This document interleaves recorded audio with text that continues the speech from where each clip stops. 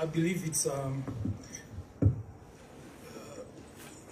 was a game that we were expecting.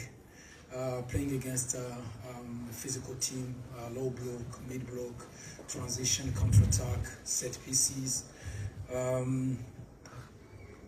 First half, I would say that we had the control of the game, but a lot of technical mistakes, and that led a little bit of frustration.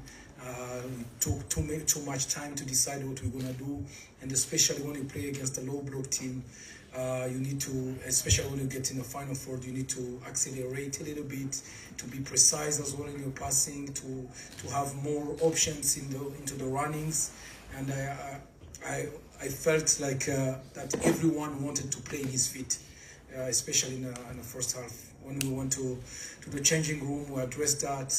We made one substitution, and in the second half we had more control of the game, more tempo, and as well as we said even last game, we are happy that our players are coming from the bench.